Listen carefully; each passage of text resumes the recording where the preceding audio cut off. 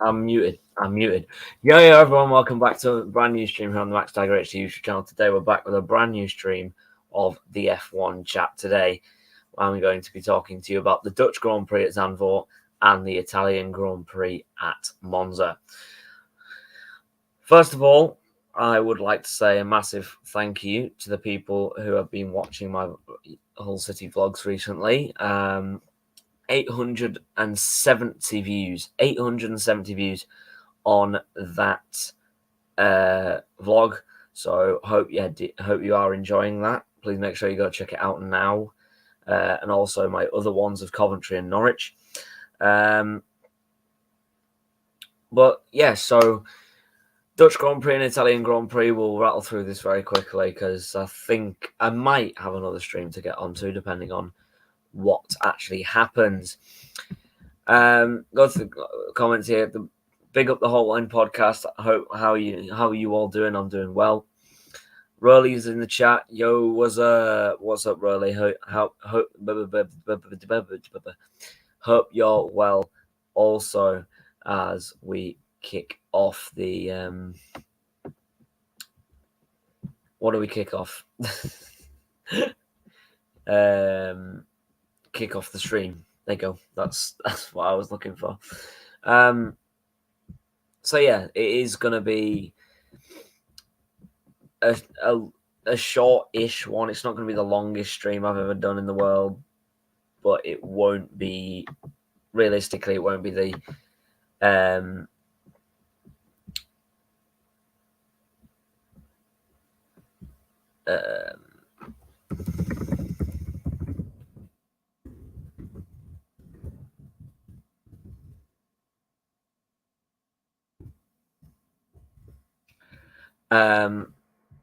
but yeah, so let's get straight into it. Imagine still going to school. I can't say much. I'm in college, but college is way better than school. I do go to college if you're not getting an apprenticeship. But yeah, I'm doing well. Really hope you're well. Also, getting out of school is always the best thing in the world. College is more fun than what do we call it? School. So be prepared is all I'm saying, because it'll probably be the best time of your life when you're young. But anyway, I really haven't got this ready, have I? To say I created it last night at about 9 o'clock in the evening.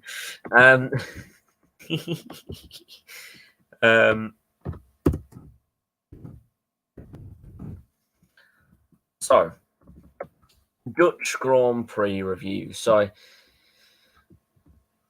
obviously, we all know Max Verstappen's serene march to a second title continues with a comfortable victory in his home race. It was quite eventful in the Dutch Grand Prix last weekend. It very much was, but we'll come to that soon. The Red Bull driver did have to pass Lewis Hamilton's Mercedes after a late safety car period to take his 10th win in 15 races this year to extend his title lead to 109 points. Hamilton was left fuming, though, after Mercedes did fail to change his tyres during the caution period, which really infuriated him. And if I'm saying anything, it's probably very, very frustrating. It's very aggravating when you're about to get a win, but you're so close to a win, but it's just gone because your team haven't changed his tyres and the strategy didn't work, and that left him vulnerable. And it actually allowed George Russell, his teammate, to pass through, and Ferrari's Charles Leclerc to pass him after the restart to take the other podium places off him. So Hamilton, who briefly had slim hopes of victory with about 20 laps to go, saw them almost evaporate in a situation remarkably similar to the way in which he lost his 8th world title in Abu Dhabi last year. He managed to hang on to 4th ahead of Red Bull's Sergio Perez, Fernando Alonso's Alpine, and Lando Norris's McLaren Ferrari's Carlos Sainz finished 5th on the road, but was demoted to 8th after a 5-second time penalty for an unsafe pit stop release, and it was just not there for him, really. Lewis Hamilton did admit that he was driven to the edge of the breaking point with his emotions after seeing what he believed was a possible win in the Dutch Grand Prix snatched from his grasp.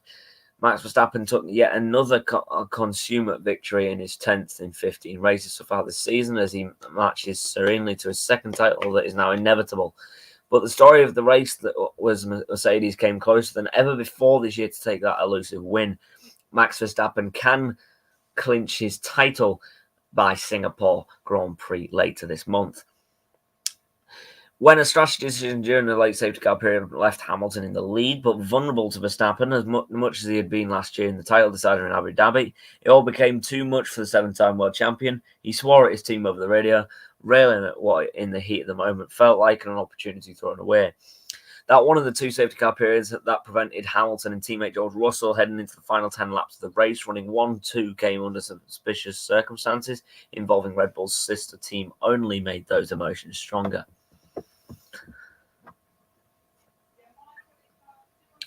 Out the car, the adrenaline no longer flooding through him. Hamilton did apologise. He did say, "I don't even remember what I said. I just lost it for a second." But I think they know that there is just so much passion. I want to look at it as a glass half full. We came here struggling from the last race. We were fighting against the Red Bulls. We were quicker than most at many points. And so many great things to take from it, really. The car was working finally. If this can be the same in the future races, we're going to be continuing to breathe down their necks and we're going to get that win eventually.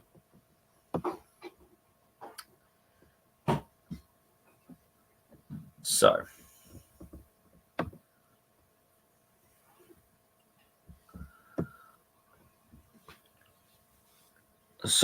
in the end, the summary just looked as simple as Verstappen extended his championship lead to 109 points with 7 races remaining.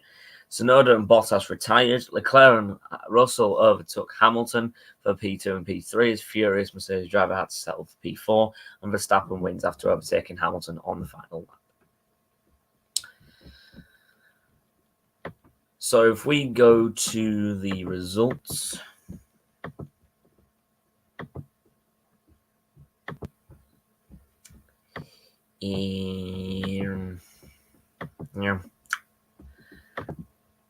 so let me share my screen.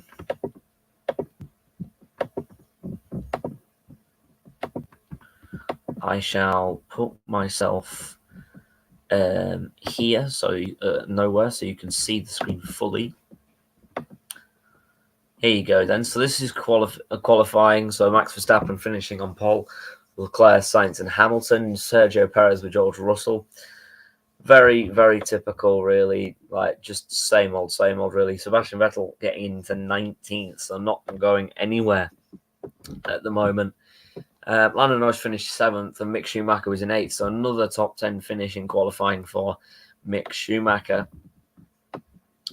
Fastest lap in Q2 was Carlos Sainz, but Max Verstappen took it in Q1 and Q3. Hamilton, I believe, in Quali 3 was 0.306. 306. So 0.3 and 6 thousandths. Just shows how much they're improving. Into the race, this is how it looked eventually then. Verstappen won with Russell and Leclerc claiming the podium positions, as we've just said. Hamilton in P4. Perez P5 with Alonso in 6th and Lando Norris in 7th. Carlos Sainz being demoted to 8th after the 5-place grid penalty or 5-second time penalty. I should have said rather. Esteban Ocon and Lance Stroll finishing off the top 10. Yeah, Gasly, Alex Albon, Mick Schumacher and Sebastian Vettel got up to all the way to 14th, with Kevin Magnussen in 15th, as below him was Zhou Guanyu, Daniel Ricciardo and Nicholas Latifi. because Valtteri Bottas and Tsunoda retired, as we mentioned. This is the standings then. So Verstappen leads with 310 points, so pretty much 109, as it's already said. Sergio Perez on the same amount of points as Charles Leclerc. So Charles Leclerc only beating Perez to second in the Drivers' Championship simply because of how many wins he's had and got this season. So 201 is the tie for second. So Charles Leclerc will win also, I believe, on... Actually, that wouldn't matter anyway. George Russell in fourth, Carlos Sainz fifth, Lewis Hamilton sixth, as always, as it has been for the past few races. Now, Lando Norris in P7 as Esteban Ocon, Fernando Alonso and Valtteri Bottas takes 8th to 10th. Bottas, Magnussen, Sebastian Vettel, Daniel Ricciardo take all the way to 13th. 14th, Pierre Gasly. 15th, Mick Schumacher. 16th, 17th, 18th is Tsunoda, Zhou and Stroll. 19th, Alex Albon. And 20th, Nicholas Latifi, with Nico Hülkenberg or Nico Hülkenberg as the last driver on there, tied with Nicholas Latifi with no points, as he is the reserve driver for Aston Martin. So Red Bull lead by a significant amount, as Red Bull lead with 511 points with 11 wins, coincidentally enough. Ferrari is second with 4 wins and 376 points. Mercedes are only 20 points behind, 30 points behind, I beg your pardon. 30 points behind Ferrari with 346. Alpine with 225 in P4. P5 is McLaren with 101. 51 points is Alfa Romeo in 6th. 7th is Haas with 34. 29 points is AlphaTauri. Aston Martin in 9th, sat on 25, with Williams sat on 4 in 10th. Now, this is what we like to see when we move over to the next best thing. The Italian Grand Prix. So, let me try and get some for you. There you go. So, practice 1 is at 1 till 2 on Friday the 9th. Friday the 9th also is 4 till 5. That is practice 2. Practice 3 is on the Saturday from 12 till 1. Qualifying is 3 till 4. And the race on Sunday is 2 till 4, with that being my time, UK time.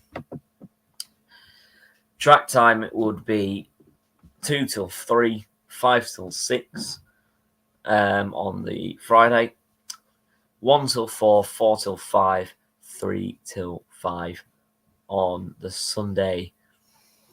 So let's have a look at the circuit stats. So 1950 was the first Grand Prix, with 53 as the number of laps. 306.72 kilometers is the race distance, as the circuit length is only 5.793 kilometers. Lap record is held by Rubens Barrichello in 2004 with 121.046. Guarantee Max Verstappen could break that this year. Track was built in just 110 days in 1922. The Autodrome Nacional Monza was the world's third purpose-built racetrack, coming in after Brooklands in the UK and Indianapolis in the US. Like those two tracks, the original circuit featured a daunting series of banked curves, as well as much of the outfield section that's still in use today. Monza opened its doors in 1922, just a week before it hosted that year's Italian Grand Prix, then part of the original Formula 1 calendar in 1950, and has held the Italian Grand Prix every year bar one since. What's the circuit like? Well, as you can probably tell, rapido, as it says down here. Formula 1's fastest ever lap was set at Monza. Williams driver Juan Pablo Montoya's 260.6 kilometers an hour effort during practice for the 2004 Grand Prix, which should have given you some idea of the nature of the track that locals call La Pista Magica. Cars on full throttle for 8% of the lap and hit their VMAX on the circuit's 1.1 kilometer start finish straight.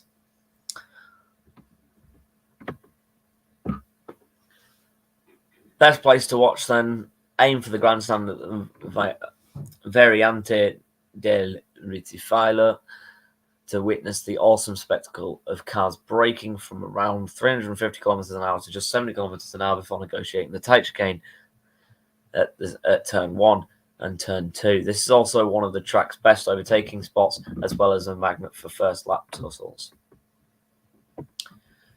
So we do have a virtual lap to show you, as it's Sebastian Vettel on the guide for a flying lap of Monza's Temple of Speed in the Ferrari, from when he was in the Ferrari. Hi, my name is Sebastian Vettel, racing for Scuderia Ferrari, and here we are at Monza. Monza is obviously our home race. Being a driver of Ferrari, I think it's the most special race for us. The track itself is very demanding, it's very high speed. I believe it's the fastest average speed that we have on the calendar. It's pretty much stop and go. You have very long straights. The cars are set up with ultra low downforce in order to have higher speeds down the straights. The race usually is very exciting because there's plenty of overtaking. So let's see. But enough of the talk. Let's have a look at the onboard lap. Right, so here we go around Italy. Important to open the lap with a lot of speed. It's a very long straight, one of the longest, I guess. Coming from more than 330, braking around the 100-meter board and trying to thread it into the first chicane. Important to carry a lot of speed in, but yet get a good exit, because we have another long straight waiting, leading through Curva Grande down to the second chicane, which is a little bit faster, very difficult with the changing lights under the bridge to find the right braking point. Carrying more speed, I think it's third to fourth gear. Important to get good traction. And then my two favorite corners around Monza, we have Lesmo 1, which is a little bit banked and very quick in fifth gear, and then Lesmo 2, short apex down to fourth and very quickly up through the gears. Again, second DRS zone around the track, some overtaking possible, crossing the old, or we're going under the old track down to Ascari chicane, very quick fifth gear. Really is just threading it into the first part and then flat through the left and right hander. Back into the last straight, heading down to Parabolica. Braking is just after the 50-meter board with these cars, and then trying to carry lots of speed, making sure you're not going too wide on exit. That lap was just on the edge. Important around Monza as well is to have a good toe. So especially around qualifying, you usually see some games played. But it's a great track and definitely one of my favorites.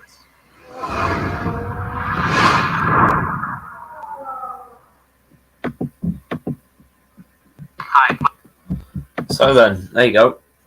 That is Sebastian Vettel giving you a tour of the virtual lap of the Italian Grand Prix. So, as you saw there, very, very exciting track indeed.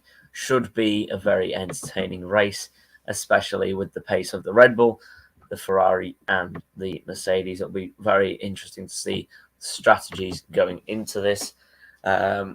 With, I believe, Mercedes probably going to go opting for the longer stints.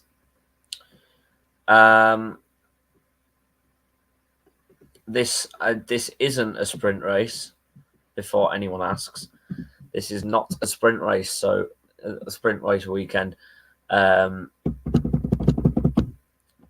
So that should be fun. Hello, I'm going getting Dale School. W, I don't have school. But yeah, if you're coming to Hull for that, Don, then I'll try and meet you at the front of the ground, like we did last time for last season's demolishment. And you can get in on my vlog again and hopefully not predict the score correct this time, unless it's a win to Hull City. But yeah, moving on. That is, well, to be fair, I say moving on. that is it, actually. The only thing I have left to say is Red Bull are seeking a deal for Herta to join AlphaTauri. So Colton Herta, the Red Bull are working to secure the license for the IndyCar star for next season. The move has arisen as Alpine won AlphaTauri's Pierre Gasly to replace Aston Martin bound Fernando Alonso. Herta does not have the required number of points under the FIA system to qualify for an F1 Super license, but Red Bull Motorsport boss Helmut Marko is hopeful Herta will be granted a dispensation by the governing body. So this is very...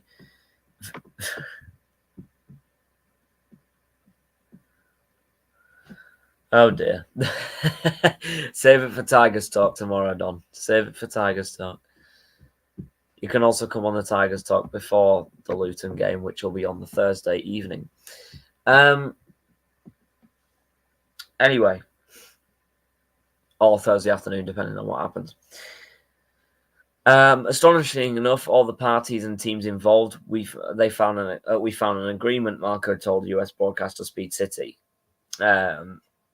First, we have to get a definite answer from the FIA, and I think it should be Monza or the Italian Grand Prix this coming weekend. Marco said he believed there were grounds to grant an exemption in Herta's case because of clauses introduced in the wake of the pandemic, which has made it harder to accrue license points. So, Colton Herta might be on his way to Formula One next season with Red Bull, trying to secure his license for the AlphaTauri team. But that is that. That is that indeed. Please, I hope you have enjoyed this stream. I know it's been a short one again, but I mean these streams are going to get the same length pretty much for these races. Grid penalties, we haven't really heard of any yet, so we'll have to have a look at that one. Oh, for fuck. I'm all right, Jimmy. How are you? Ollie, same with you. Red Bull equals shit. Well, they're better than every other fucking team in the world at the moment. But yeah, so a massive race it will be. Next time in a bit, but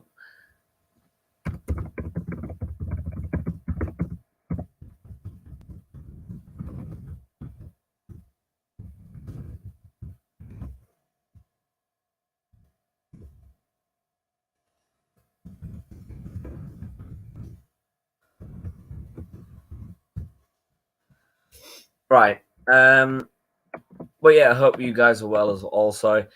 Hope your apprenticeships, college, whatever, is going the way it should do. But yeah, as I've just been DM'd by Luke about can he come on Tigers Talk. Tigers Talk will be tomorrow discussing Cardiff City and Sheffield United. So the next episode for the F1 Chat will be next Wednesday to discuss the Singapore Grand Prix as well as this Monza Motorfest or whatever you want to call it. But yeah, so Tigers Talk will be tomorrow at 3 p.m, if not later, depending on how long I can be asked to go. But it should be 3 p.m, depending on what happens, as I get another day off college tomorrow. Cha-ching. But yeah, the next vlog also will be next Tuesday. So the next vlog will be next Tuesday the 13th of September, and then it will be Friday the 13th of September for Luton Town at home. Both of them at home, both of them night games, and hopefully it should be a good one. But yeah, so Tigers Talk tomorrow at 3, if not later. Then you have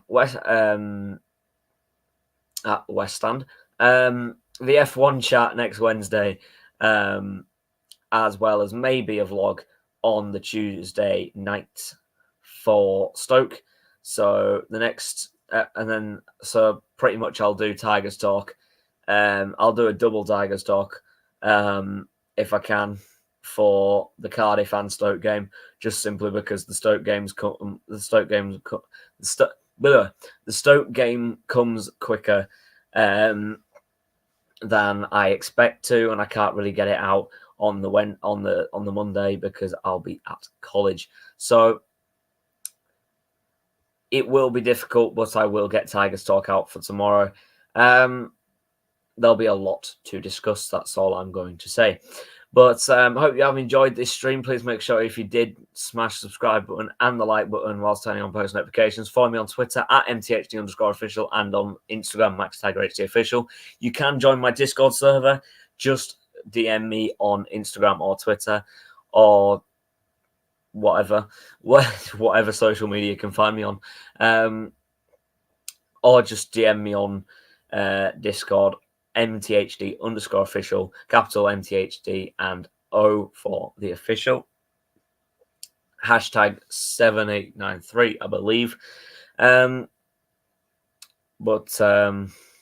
Yeah, so hope you have enjoyed. Please make sure you do smash the subscribe button and the like button and do the rest. And yeah, I'll see you for Tigers Talk tomorrow. And let's hope the Italian Grand Prix is a good one as Verstappen wins in Netherlands, as Hamilton loses a victory and is denied the first win of the season. Will Verstappen clinch his title by Singapore? It's inevitable. We'll see what happens in Monza. Take care, everyone. Bye-bye.